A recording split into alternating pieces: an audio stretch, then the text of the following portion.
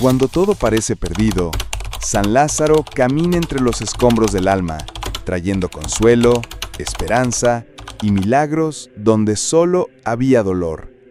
La casa de Betania y el hombre que Jesús amaba. En las colinas que rodean Jerusalén, a apenas 3 kilómetros de sus murallas sagradas, existía un pequeño y casi olvidado poblado llamado Betania. Allí, entre olivos y veredas de polvo fino, se hallaba una casa que no sobresalía por su riqueza, ni por su arquitectura imponente, sino por algo mucho más raro y valioso. En esa casa habitaba el amor verdadero, la amistad incondicional y una fe silenciosa que conmovía incluso al propio Hijo de Dios. La casa pertenecía a 3 hermanos, Marta, María y Lázaro. Una familia marcada por su hospitalidad, su entrega y sobre todo por su vínculo íntimo con Jesús de Nazaret. A diferencia de otros personajes que cruzaron el camino de Cristo, Lázaro no aparece como un discípulo que abandonó todo para seguir al Maestro por los caminos polvorientos de Galilea. Tampoco se describe como curandero, predicador o exorcista. Por el contrario, Lázaro es una figura discreta, silenciosa, que aparece pocas veces en las Escrituras, y aún así su presencia tiene un peso inmenso. Porque cuando los evangelios dicen que Jesús amaba a Lázaro, no hablan simbólicamente. No era un amor distante, teológico, sino un vínculo real, íntimo y profundo. Jesús amaba a ese hombre como a un hermano. La casa de Betania era su refugio. Allí hallaba reposo, comida, escucha, risas, calor humano. Antes de comenzar esta jornada sobre la vida San Lázaro, quiero saber tu opinión. ¿Ya conocías la hermosa historia de San Lázaro? ¿Sabías que él es conocido por sus milagros? ¿Has recibido alguna bendición de San Lázaro? Escribe en los comentarios. Leeré todos y dejaré un corazoncito en tu comentario. Aprovecha para suscribirte al canal, dejar tu like y compartir con tus amigos para no perderte ningún video. Marta, la mayor, era práctica, activa, una mujer que servía y cuidaba detalles. María, contemplativa, se sumergía en silencio y emoción, sentándose a los pies del Maestro para escucharlo. Y Lázaro era el centro invisible de ese hogar. Su nombre, en hebreo, significa Dios ayuda, y quizás no haya nombre más adecuado. Lázaro recibía y ofrecía amor con sencillez. No predicaba con palabras, sino con presencia. Era el tipo de hombre cuya mera presencia generaba paz. Por eso, cuando enfermó, algo se quebró. La enfermedad de Lázaro llegó como un viento frío que acecha al atardecer. No se sabe qué mal lo consumía, pero sabemos que era grave, pues sus hermanas enviaron mensajeros con urgencia donde Jesús estaba. No imploraron un milagro, no exigieron una cura. Dijeron solo: Señor, aquel a quien amas está enfermo. Era como decir: no es cualquiera, es tu amigo, tu amado. Lázaro necesita de ti.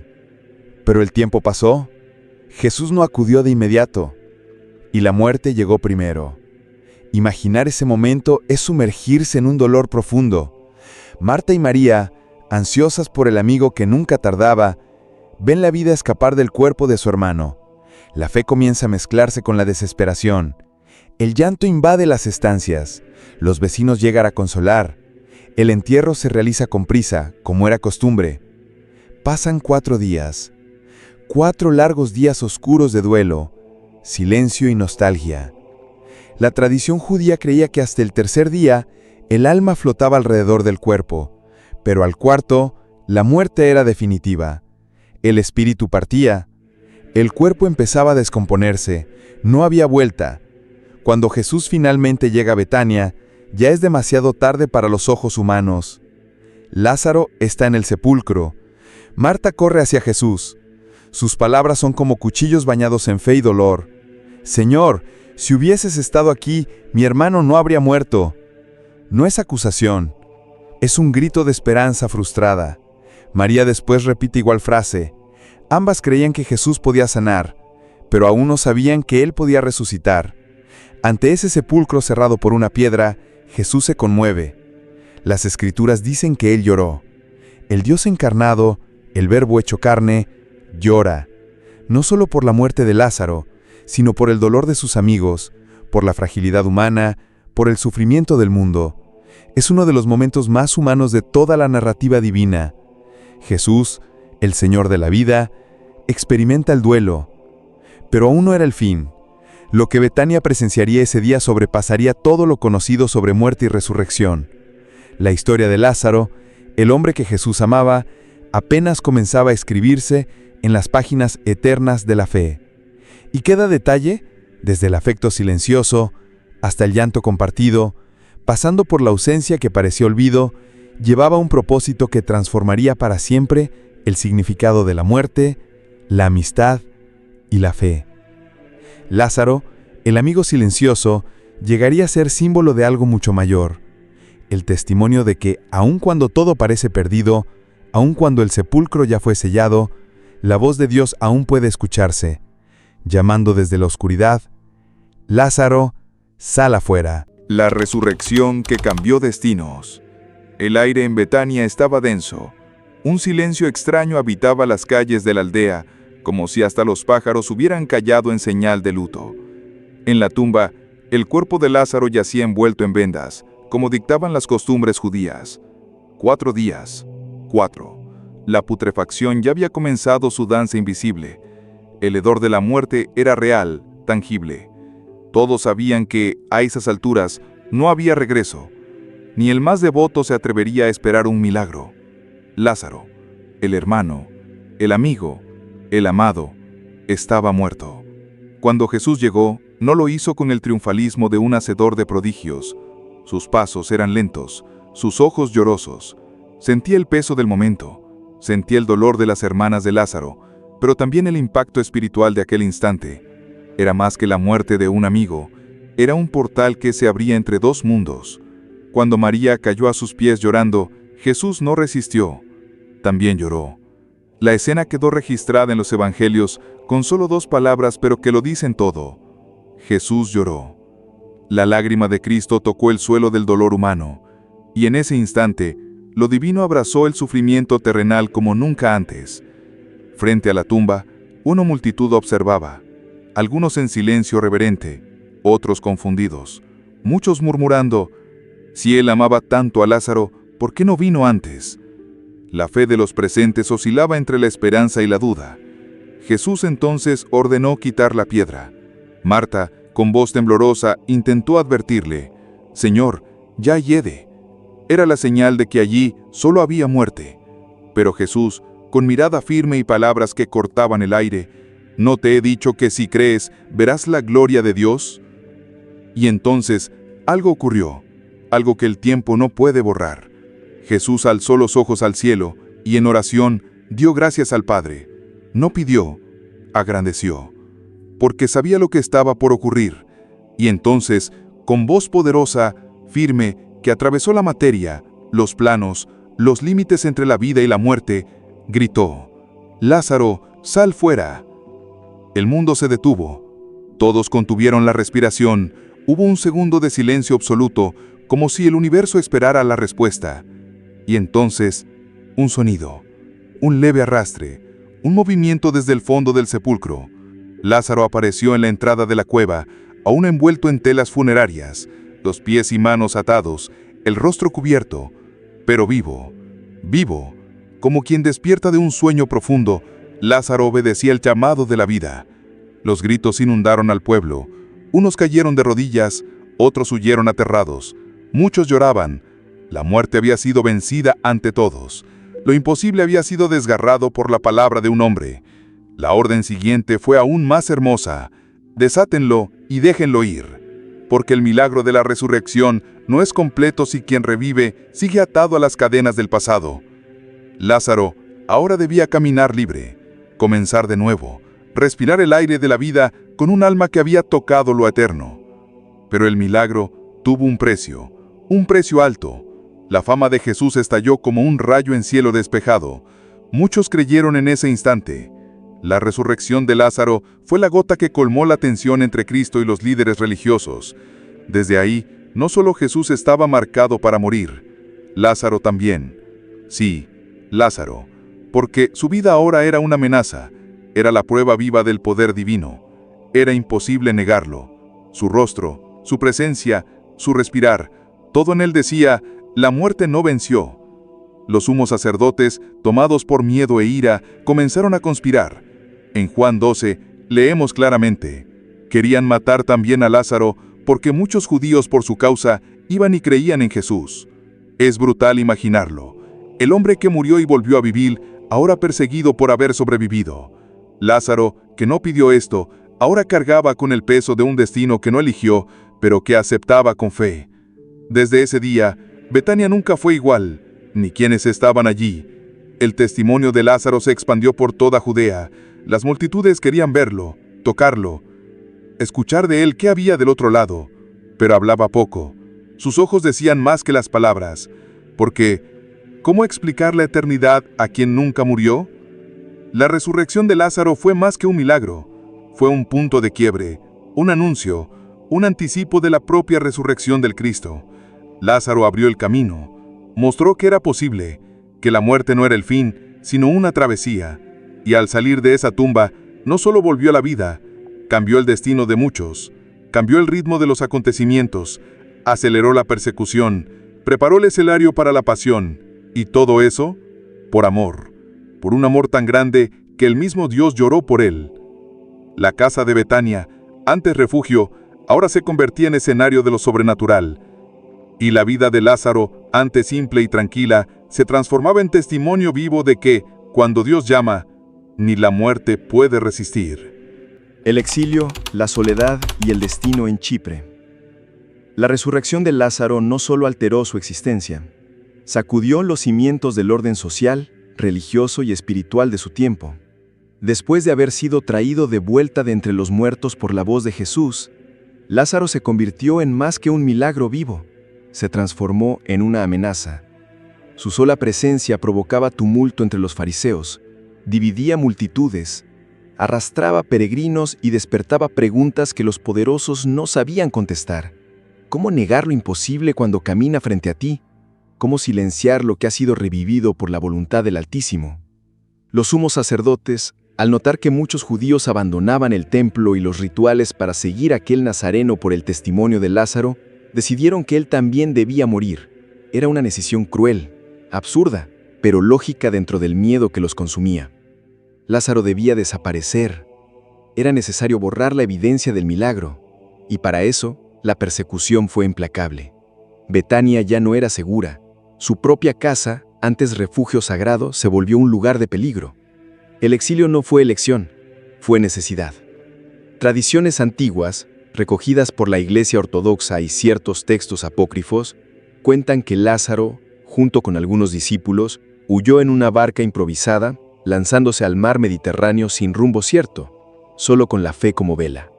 En esa travesía incierta, llegaron a la isla de Chipre. Ahí, lejos de Judea, lejos de Jerusalén, lejos de su tierra natal, Lázaro comenzó una nueva vida. Fue consagrado obispo por Pablo y Bernabé, según la tradición, e inició una misión silenciosa y constante: evangelizar a los pobres, consolar a los enfermos, abrazar a los olvidados. Pero había algo diferente en él, algo que lo distinguía de todos los demás apóstoles y predicadores. Lázaro había atravesado la muerte, y eso lo cambiaba todo. Sus ojos, según relatos antiguos, poseían una profundidad extraña, como si vieran más allá que los ojos comunes. Era callado, reservado. No hablaba sobre lo que vio del otro lado de la vida. No describía paraísos, ni ángeles, ni voces celestiales.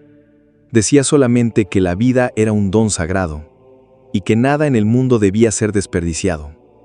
Su presencia era magnética. Cuando hablaba, pocos se atrevían a interrumpir. Muchos afirmaban que nunca volvió a sonreír desde que salió del sepulcro. Había en él una nostalgia, un peso, un silencio que hasta los discípulos respetaban. En Chipre, Lázaro no encontró riqueza, ni gloria, ni descanso. Encontró servicio. Caminaba entre los humildes, ayudaba a los leprosos, alimentaba a los hambrientos. Se dedicó con fervor a la vida espiritual, pero se mantenía alejado de cualquier protagonismo. No buscaba aplausos. Su misión era existir, y con eso, testimoniar. La iglesia que fundó allí en Kition se convirtió en un faro de fe para la comunidad cristiana naciente. Ahí, celebraba los misterios de la fe con tal reverencia que algunos decían que al oír sus palabras podían sentir la eternidad rozando el presente. Esa nueva vida, aunque llena de sentido, no estaba exenta de soledad. Lázaro extrañaba a Betalia, extrañaba los rostros de Marta y María, extrañaba el olor de su casa, el tacto de los olivos, la voz de Jesús antes de llamarlo fuera del sepulcro. Vivía, sí, pero también cargaba consigo una herida invisible. La experiencia de haber muerto y vuelto lo transformó en alguien entre mundos, ni completamente de aquí, ni completamente del más allá. Un hombre suspendido entre la carne y el espíritu. Durante 30 años vivió en Chipre. 30. Una existencia larga para un hombre marcado por la muerte. Cada año era como un regalo que él devolvía en forma de caridad. Durante 3 décadas, Lázaro no solo fue el obispo de Kition, sino también su alma, hasta que finalmente sintió que era la hora. Esta vez la muerte llegaba no como castigo ni como sentencia, llegaba como una vieja conocida, como quien viene a buscar a alguien que ya esperaba.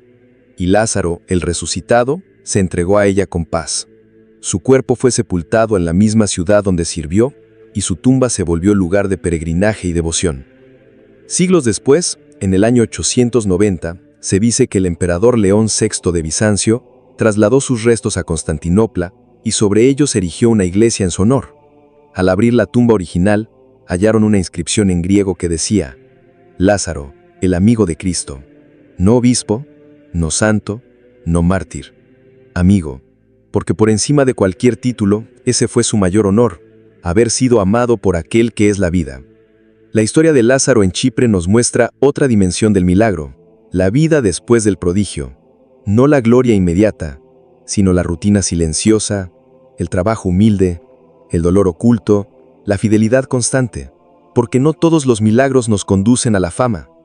Algunos nos llevan al exilio, pero incluso allí, lejos de todo, o tal vez por estar lejos de todo, Lázaro se hizo aún más cercano a Dios, y su vida, marcada por sombras y luces, se convirtió en un puente entre este mundo y lo eterno. La devoción popular y el santo de los desamparados. Lázaro, el hombre que cruzó la frontera de la muerte y volvió, no fue olvidado tras su segundo adiós. Al contrario, su historia continuó viva, expandiéndose más allá de las páginas del Evangelio, tomando forma en las oraciones del pueblo, en las promesas de los enfermos y en los suspiros de quienes ya no encontraban consuelo. Su figura se transformó lentamente, no apenas como el amigo de Jesús, sino como símbolo de esperanza para los marginados, consuelo de los afligidos y protector de aquellos que el mundo prefería no ver. Mientras la tradición cristiana lo veneraba como el obispo silencioso que sirvió fielmente en la isla de Chipre, en el corazón del pueblo su imagen tomaba otro matiz. Nacía el San Lázaro devocional, el santo de las heridas, de los pobres, de los que sufren en carne y espíritu. No era un santo distante, revestido de oro y poder, sino uno próximo, descalzo, sucio, frágil. En muchas representaciones, aparece con llagas abiertas por todo el cuerpo, acompañado de perros que lamen sus heridas. Esta imagen, aunque dura, transmite algo profundo. San Lázaro no huye del sufrimiento, lo encarna. No desprecia al enfermo, se convierte en él.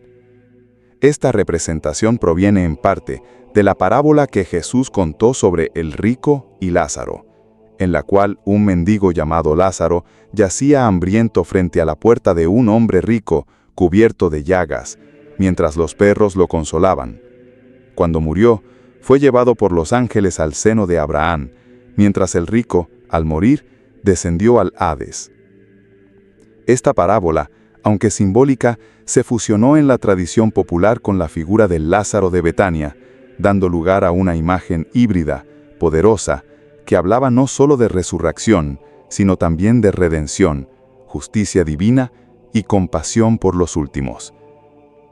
En América Latina, especialmente en Cuba, San Lázaro es una de las figuras más veneradas del santoral.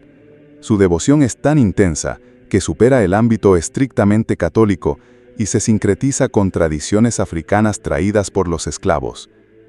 En la santería, San Lázaro se asocia con el orisha Babalú Ayé, deidad de las enfermedades, las epidemias y las curas. Esta conexión no es casual. Ambos comparten los mismos símbolos: las muletas, los perros, las heridas y la capacidad de provocar y curar dolencias. La fusión de ambas figuras creó una devoción profundamente visceral, cargada de dolor, pero también de fe inquebrantable. Cada 17 de diciembre, miles de fieles caminan al Santuario Nacional de San Lázaro en El Rincón, Cuba. Muchos lo hacen descalzos, otros arrastrándose, algunos cargando pesadas piedras o con cadenas atadas al cuerpo. No lo hacen por obligación, sino por promesa, por fe, por agradecimiento a un milagro recibido o súplica desesperada por uno aún esperado. Son escenas que conmueven: ancianos llorando, madres implorando por la salud de sus hijos, hombres marcados por la miseria que se arrodillan con el alma desgarrada ante una estatua que no promete riqueza, pero sí compasión. En el Brasil, dentro del sincretismo afrobrasileño, San Lázaro también es identificado con Omolú y Obaluayé, orishas que representan la enfermedad, la muerte y la sanación. Se le asocia al poder de las curas, a los ritos de purificación, al dominio sobre la peste y el renacimiento espiritual. Las fiestas en su honor son solemnes y a la vez intensamente emotivas. En ellas, los tambores hablan con los dioses, el incienso cubre el aire y las plegarias se elevan en un clamor colectivo por salud, alivio, justicia.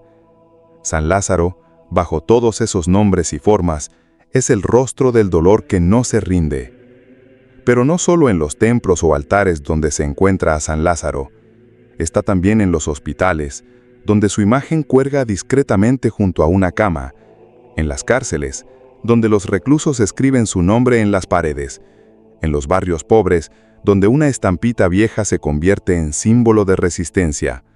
Está en cada oración murmurada con miedo, en cada promesa hecha en silencio. San Lázaro se convirtió en el santo que no exige perfección, sino sinceridad. El santo que no juzga, sino que escucha. El que no espera ofrendas, sino lágrimas verdaderas. A lo largo de los siglos, surgieron incontables testimonios de curas milagrosas atribuidas a él, personas desahuciadas por los médicos que se levantaron tras implorar su intercesión, enfermos crónicos que encontraron alivio, almas perdidas que hallaron sentido. Aunque la Iglesia Católica lo celebra litúrgicamente el 17 de diciembre o el 29 de julio, como Lázaro de Betania, la devoción popular lo trasciende, lo vive cada día, en cada rincón donde alguien sufre. San Lázaro representa más que un personaje bíblico, es la esperanza encarnada del pueblo sencillo, el reflejo del sufrimiento humano abrazado por lo divino, un puente entre la fragilidad de la carne y la promesa de resurrección. Es el testimonio viviente de que, aunque el mundo te cierre las puertas, hay un lugar reservado en el corazón de Dios. Y por eso, aún hoy, su nombre se pronuncia con respeto, con amor y con lágrimas, porque en él los desamparados encontraron un santo que los comprende y que jamás los abandona. La sanación que nace del dolor. El sol caía lentamente sobre el horizonte de Chipre, tiñendo de dorado las calles silenciosas donde San Lázaro caminaba con pasos lentos y alma serena. En cada esquina, el viento parecía susurrar antiguas oraciones, y los ojos de los enfermos, desesperados y olvidados, se volvían hacia él como quien contempla un milagro antes de que ocurra. Lázaro ya no era el hombre que conoció la tumba en Betania, era ahora el símbolo vivo de la supervivencia del sufrimiento. Su cuerpo, aún marcado por los recuerdos de la muerte, llevaba una energía que iba más allá de la comprensión humana, una energía silenciosa que sanaba sin ruido, que consolaba sin palabras.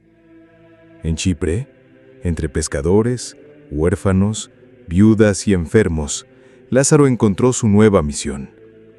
Él no sanaba con las manos, sino con la presencia. Bastaba su sombra tocando el suelo de las casas para que los corazones angustiados hallaran consuelo.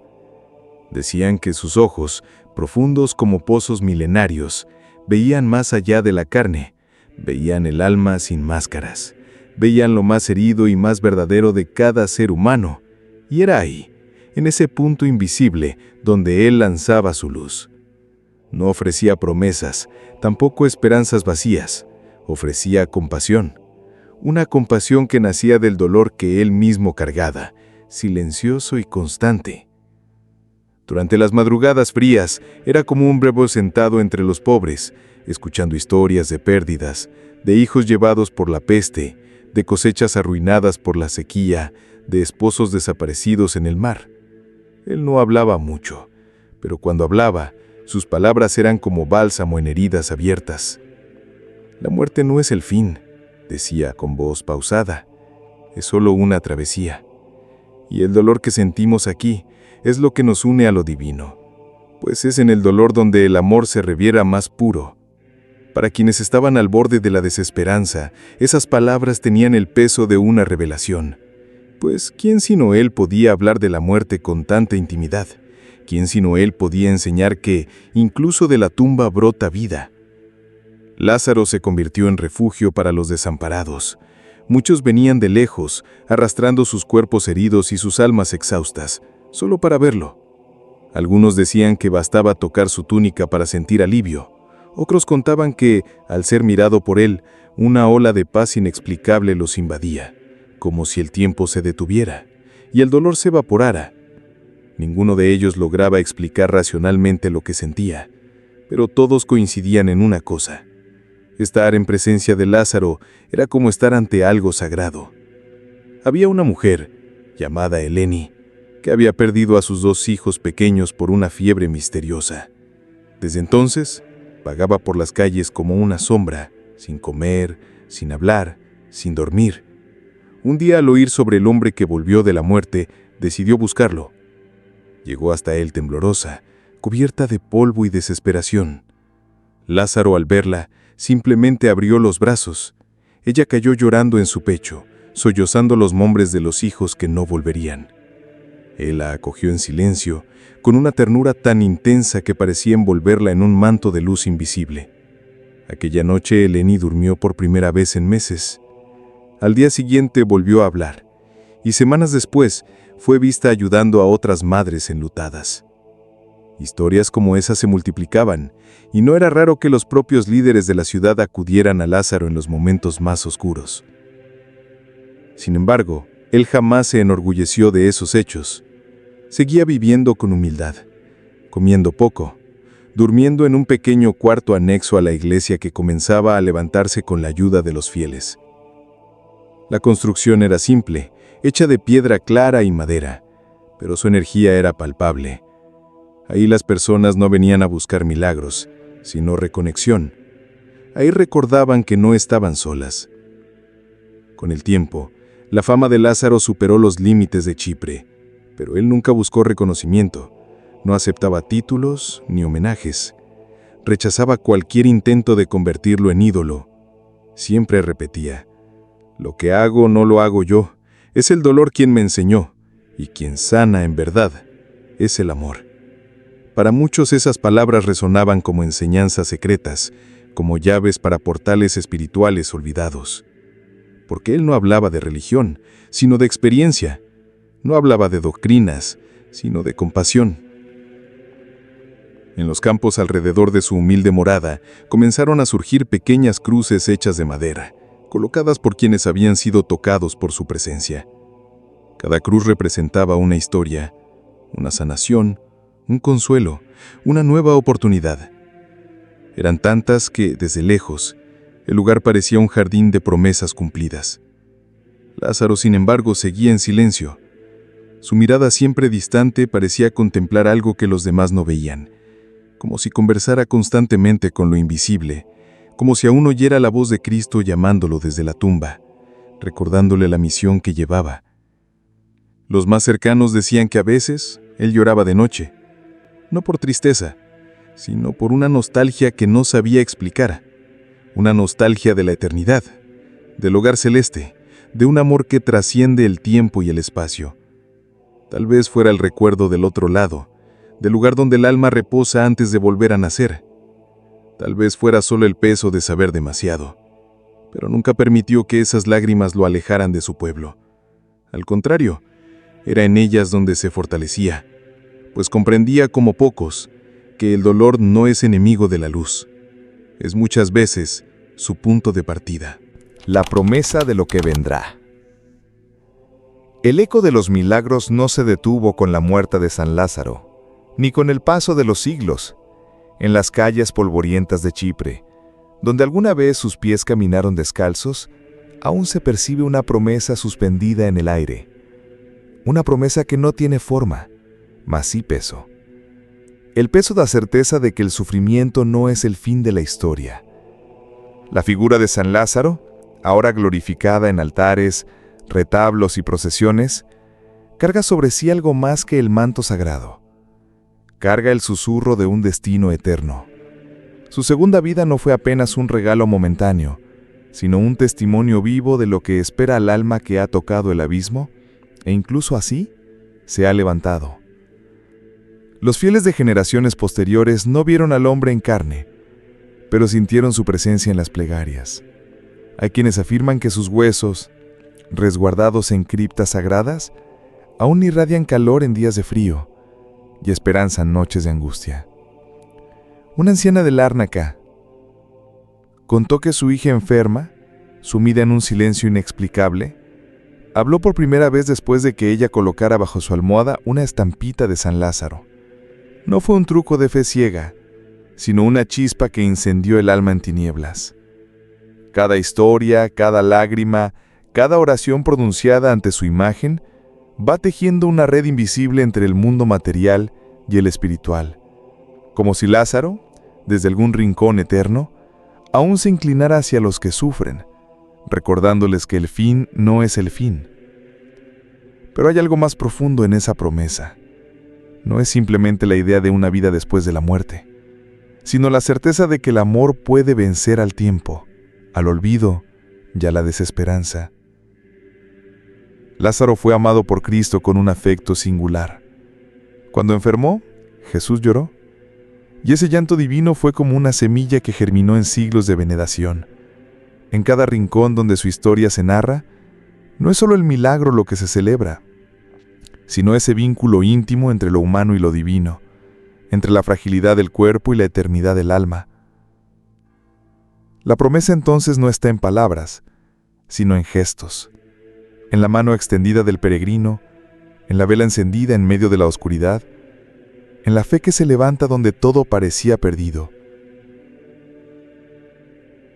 En las islas del Egeo, donde los pescadores lanzan sus redes al amanecer, hay quienes dibujan una cruz en el aire antes de enfrentar el mar, invocando a San Lázaro no solo como protector, sino como recordatorio de que toda tormenta, por más violenta que parezca, pasará.